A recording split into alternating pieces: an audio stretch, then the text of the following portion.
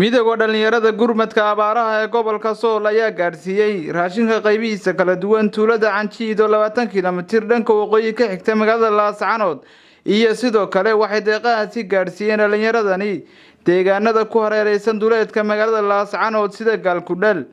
dhalinyaradan ayaa siiska wax u qabsaa deeqaha naga soo ururiyay dadweynaha ku dhaqan magaalada Laascaanood. deeqahaasi ay gaarsiiyeen dadka abaaruhu saameeyeen ee ku dhaqan duleedka magaalada Laascaanood. qaybinta raashinka kadib waxaa hadalada halkaas iskaga dambeeyay dhalinyaradii deeqahaasi waday waxaana hadaladoodii kamid ahaa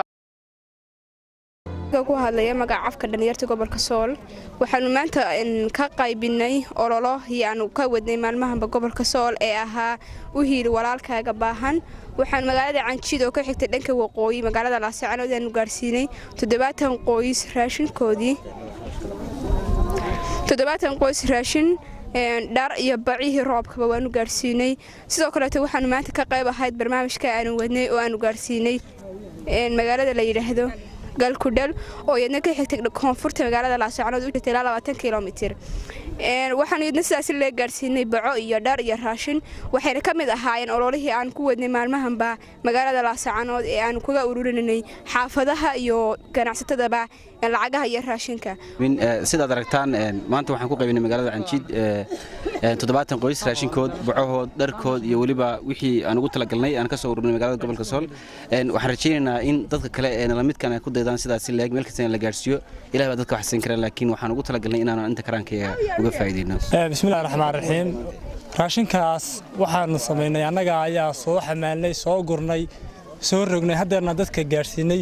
soona indheynay meelihii baahida ku jirnay iyagoo aan ku salaynayno baahida dadka ugu dambeyntii waxaa halkaasi ka mahad celiyay qaar ka mid ah dadka abaaruhu saameeyeen ee ku soo barakacay tuulada Canjiid ee gobolka Sool oo raashinkaasi la gaarsiiyay ururka gobolka Sool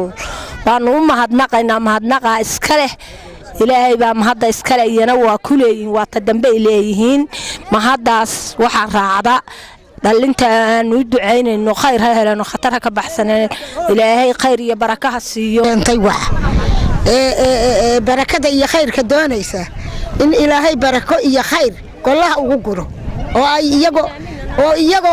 iyagoo faa'iido mooyaan iirin baanu u duceynaynaa oo ilaahay u rajaynaynaa ilaahay baanu u rajaynaynaa